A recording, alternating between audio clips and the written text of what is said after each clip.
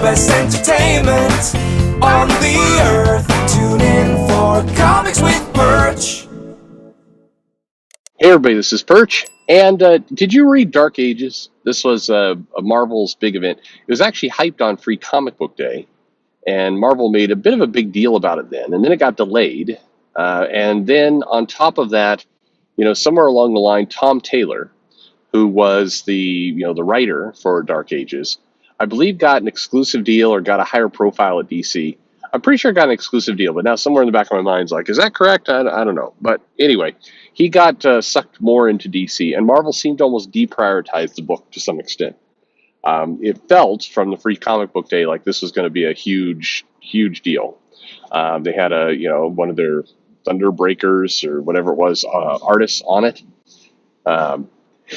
Please understand, sometimes when I'm using some of these wrong names casually, it's because I'm trying to intone that I do not care. but anyway, good artist, but terrible branding. Terrible branding. Anyway, so they came out with Dark Ages, and the book never did very well. First issue sold okay, but then it dropped kind of off people's radar, and it never.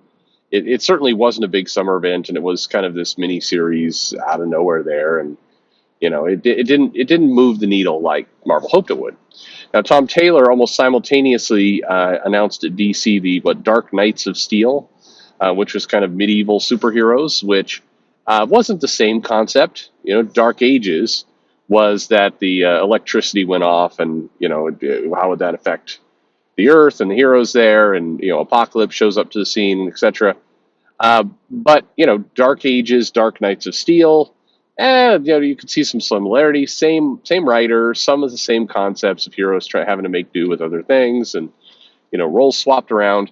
And from what I heard, there was some irritation within Marvel that Tom Taylor did this. They got this Dark Ages book signed, and they felt like Taylor kind of screwed them a little bit, or at least didn't disclose that this other thing was going on. I have no idea, how true that is. I have no idea, if Tom Taylor has any idea about any of that. But at least there's a handful of people at Marvel who have harbored somewhat of a grudge against specifically Taylor about this. And anyway, so it's one of those little dramas. But and the DC has certainly advertised and marketed more the Dark Knights of Steel and everything else. And so, I got this question here, and I'm curious if you feel the same way. It says, I haven't heard anyone mention anything about this miniseries being Dark Ages, and I can't say that I'm surprised. I didn't go in with high expectations.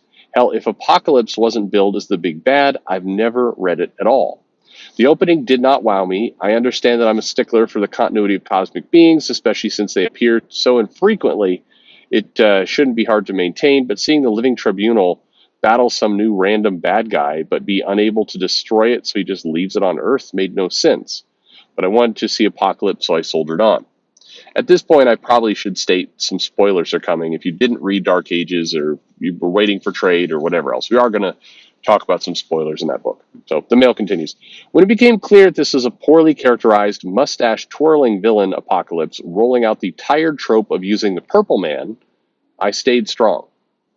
Which was another one of those, you're running a storyline, a little mini-series, an event, using the Purple Man as the mind control simultaneously in Devil's Reign and in Dark Ages. This is one of those where what is Editorial doing? Like, can you not coordinate? The sneaky bad guy is using the Purple Man to kind of mind control. It's sloppy. It's incredibly sloppy. Anyway, continues. Then in the end, the good guys literally walk up to Apocalypse's base undetected, have a short battle, then Apocalypse is killed and the story just ends.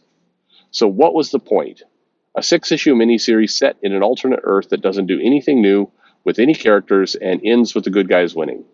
I thought the series might try and do something new, or might go over the top for greater violence, but instead, nothing. It's really hard being an Apocalypse fan. It is these days. Anyway, not sure if you read the entire miniseries, and maybe I should have included a spoiler warning, but if you haven't, then maybe I can save you the disappointment. No, I did read the series. And it's as described. It's not good. It gives you a chance to see, hey, what if there was no electricity and the heroes are kind of over here and Apocalypse is doing some kind of really bad thing, and he's got the Purple Man mind controlling some of the heroes to help him do it. But then, the good guys come in to eliminate the Purple Man, and then they are able to kill Apocalypse, and the end. And it did have the ending felt super flat. It felt like, and then the bad man was defeated, and everyone said, "Wow, we had a great adventure, and now we will look off into the sunset and admire the beauty and grace that is planet Earth and the love and humanity that we shall somehow try and recapture after this horrible, horrible event that has shaken us to our very core, but we have somehow emerged stronger this entire time. And Deadpool is with us too, and he just fought it, and that's very on brand for him." The end. So that's in effect what you got. Um, it first of all, I don't think Tom Taylor has not had a good run of it at Marvel. There's been this thing of like, are some writers just meant for certain companies? I'd argue that Brian Michael Bendis worked out much better for Marvel than DC, although it's a little bit hard to tell if just Bendis and his style kind of aged out by the time he got to DC. But Bendis at Marvel at least produced some hits and produced some kind of decent things. I think he worked well with the characters. Bendis at DC was all off. And Taylor's kind of the opposite. Taylor has had, the Deceased series, and he's done, he's got fans on Nightwing. Some people like it, some people don't. He's got fans on, I think, the Superboy book once you get past all the, the big gimmick. And certainly he's produced some decent runs. Dark Knights of Steel does seem to be better received. But at Marvel, he's got X-Men Red under his belt, which did not work out well at all. He did the X-23 Wolverine series with Laura that also just didn't really go anywhere. It doesn't feel like, it feels like this is one of those cases where it's just not going to work at Marvel for Taylor. That it's just not, it's not the right fit. But I find that logic hard to believe, because I mean, if you're able to write a good superhero story, why can't you take whatever went on with, say, Deceased and bring it over to Dark Ages? It seems odd, but Dark Ages felt, kind of as a male described, like there was almost no passion in it. It had the full on kind of alternate reality tropes, like, oh look, Storm is helping move boats across the sea. That's her job now. And Doctor Doom's working with the good guys because he has to, and Moon Girl's a little older, so that's fine. Peter Parker is still trying to make jokes and has some gray hair, and hey, Deadpool's still around, and he's the guy that nobody really likes, but he'll come in and help out. It felt, it just felt all wrong, and it did have the weird Marvel style quips inserted into this thing where, in theory, people are getting murdered and arms are getting chopped off. Just tonally all weird. The bigger question is, why do series like that? So similar to the J.J. Abrams Spider-Man book, Son of Spider-Man, rather. Like, what is the outcome? What are we hoping for? We're going to get a really kind of powerful story in 6 parts that you can put into a hardcover or trade, and you can sell it like that. And that is what I think the hope for Dark Ages is. They can, package it all up together, throw it out on the shelf, and it's like, oh look, Dark Ages. I want to see some dark and gritty Dark Ages Marvel comics, and I'll buy it. And I will that work? I tend to doubt it, but who knows? Some people pick it up in the bookstore, and it just seems like it's a waste. I think there's a lot more you could do with some of these books. And if you're bringing on, a Stormbreaker artist, and you're bringing on a name, Tom Taylor is a big name in comics, it just feels like you should be going for a bigger swing, or trying to do a little bit something, go bigger. This feels like page filler, and you shouldn't have, if you're doing a kind of prestige little mini event, it shouldn't feel like page filler. It should feel like something substantial that people want to read and actually matters to the book. But that's not what we got here. So anyway, I don't know. I think it was dull. I mean, the thing is, it's like you read this book and you don't go, oh man, this is offensive, or this is great. You read it and go, I forgot what I just read. It's just there. It's literally just there. It's like the Dark Ages is almost a classic definition of a comic that just kind of sits on the shelf and it doesn't really resonate in your mind, hours after you've read it, let alone days, let alone months. It's just there.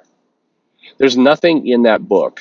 Like once upon a time when Marvel would do some of these kinds of events that are often alternate realities or kind of what if kind of scenarios, they'd go back to it 2 or 3 years later, like, hey, here's a one shot set in the world of, Old Man Logan or whatever it happened to be. And in this case, it's like, nobody's going to do that. There's not going to be a one shot 3 years from now saying set in the world of Dark Ages. Nobody's going to care because it didn't. Nobody's even going to remember it exists. And so anyway, I this is actually, believe it or not. Well, I don't know. I've heard some people say, when Perch it really wants to trash a book, he doesn't say it's terrible, it's bad, it's awful. He says it's forgettable. And I think from a creative standpoint, that's true. You'd rather, invoke passion somewhere along the line, happiness, sadness, something. You want to invoke some kind of, passion for the project. And, the worst answer is, when you come across something and it's like, this book delivered nothing. And that's exactly what this book does. It is just there. It started, there were pages, stuff was on those pages, and then 6 issues later, it ended. The end. Yeah. Anyway, let me know if you love Dark Ages. Maybe I'm just being too pissy about it. But thanks for the mail, and yeah, I don't know what to say. Why do they do these things? Go big. I absolutely would rather see a comic go big and fail utterly at delivering the concept. It tried hard. It put some bold new ideas onto the page, and man, it just nope. It didn't resonate well. It didn't land. None of that fit. I'd rather see that than a comic that is the equivalent of a second grade paint by numbers book, and that's what this feels like. Anyway, thanks for listening.